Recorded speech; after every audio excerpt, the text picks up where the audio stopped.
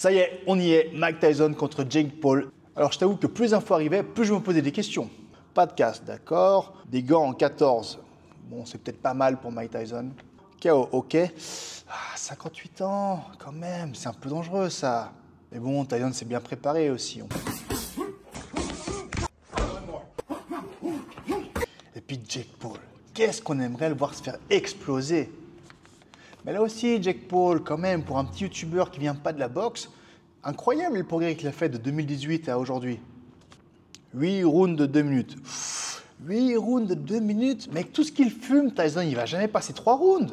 Et donc, avec toutes ces inquiétudes, j'en venais toujours à me dire, c'est quand même moche de ternir sa légende juste pour du fric.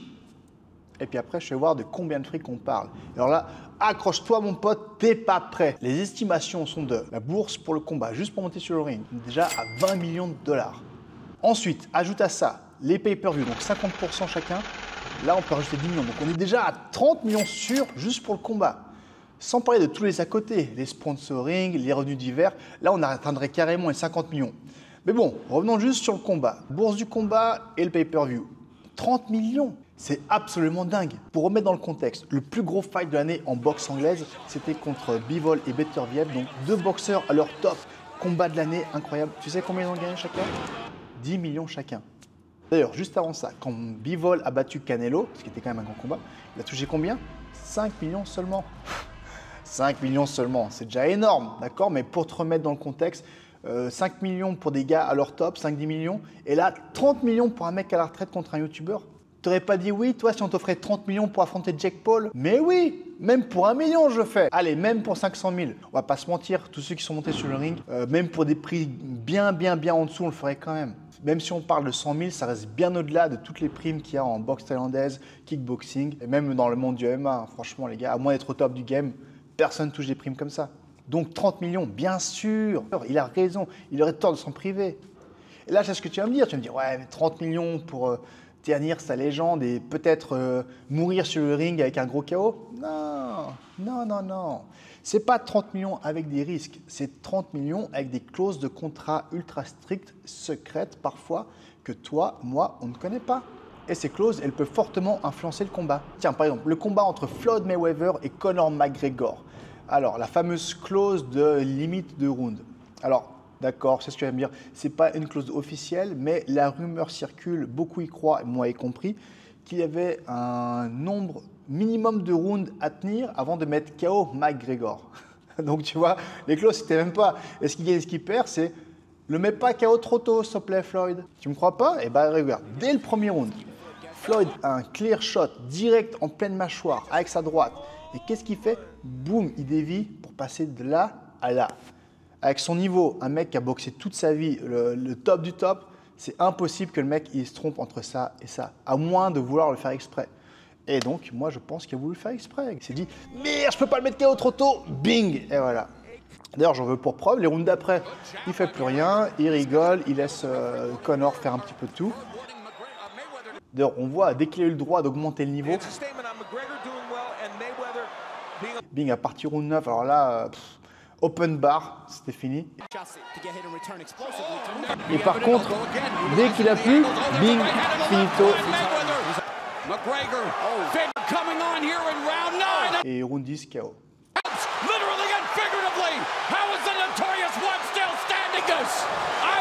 Une autre histoire de clause, celle-ci confirmée. C'était encore Floyd Mayweather contre Tenshin Nasukawa. Tenshin, donc le génie du kickboxing japonais, le gars a clairement survolé sa catégorie, il a fait le ménage, tellement qu'au bout d'un moment il s'est dit bon, je vais arrêter le kickboxing, je vais faire de la boxe anglaise. Le Japon lui offre un combat exhibition contre Floyd Mayweather.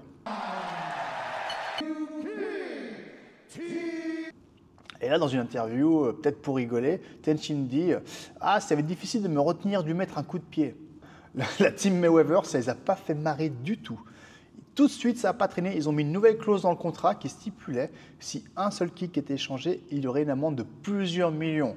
T'imagines, plusieurs millions, ça fait cher pour un kick. Donc le combat a pu se dérouler. Et là, tu peux remarquer que cette fois-ci, il n'y a pas de clause de non minimum de round. Hein. Bing, premier round, Floyd est parti comme un boulet. Et donc là, Mayweather s'est fait plaisir. Il a explosé dès qu'il a pu. Pour la petite histoire, notre GG préféré, lui aussi devait faire un combat contre Mike Tyson.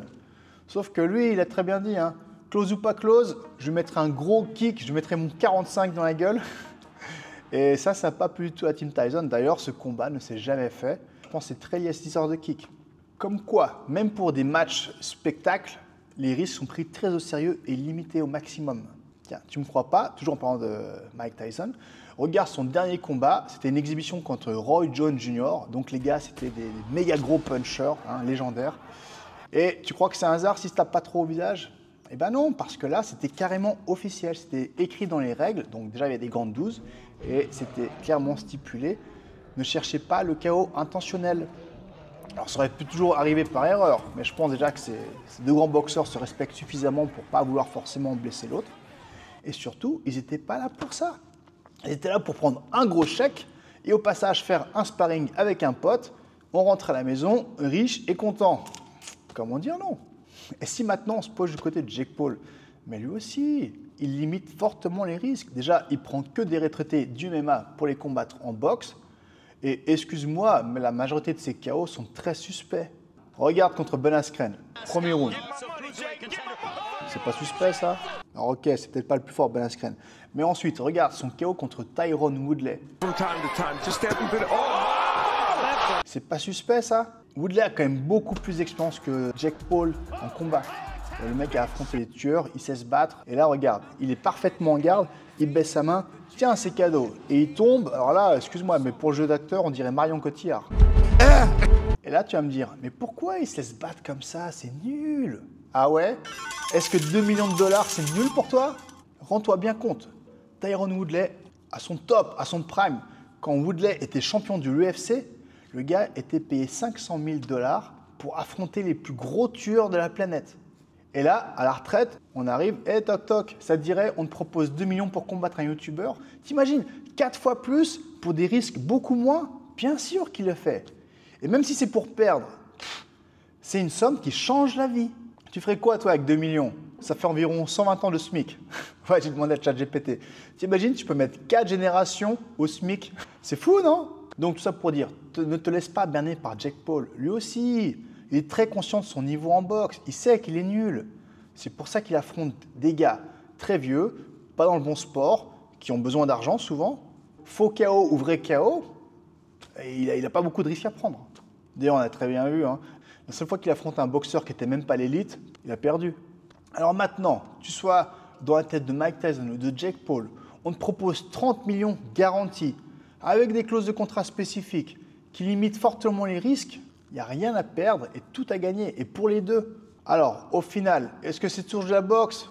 Pas vraiment. Hein. On ne parle pas de mecs au sommet de leur forme qui affrontent the best of the best. Non. Par contre, est-ce que je vais regarder? Absolutely fucking Yes! Faut voir ça comme un film, du Hollywood. Tu sais que tout est faux, mais t'es pris dans l'histoire. Tu vas voir la suite, donc tu vas voir ce que ça donne. D'ailleurs, je sais que toi, tu vas voir ce fight, moi, je vais voir ce fight. On va tous regarder ce fight. Moi, j'espère qu'on va en prendre plein les yeux, qu'on va dire « Waouh, c'était génial !» Allez, même pour 1 million, je le fais. Même pour 500 000, je le fais. Quand même, 58 ans, c'est un peu chaud, c'est très dangereux. Oh, mais bon, des grands de 14, peut-être ça va aider un petit peu. Ah mec, tout ce qui fume, j'avais passé 3 rounds. Ah, Jake Paul, qu'est-ce qu'on aimerait le voir se faire exploser. C'est quand même bien entraîné, Tyson. Jake Paul, mais quand même, pour un gars qui vient pas de la boxe, un petit youtubeur, il a quand même fait des énormes progrès. Jake Paul, qu'est-ce que j'ai envie de le voir se faire défoncer.